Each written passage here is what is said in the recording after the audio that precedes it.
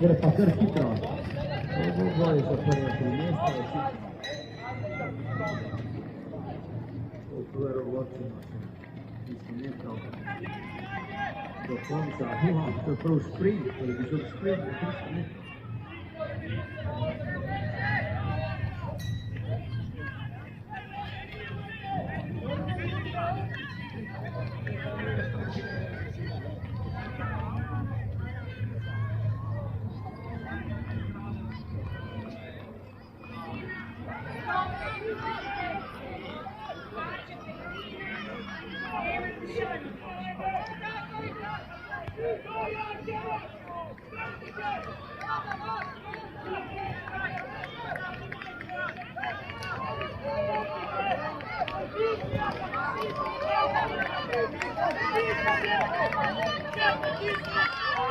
Nikola.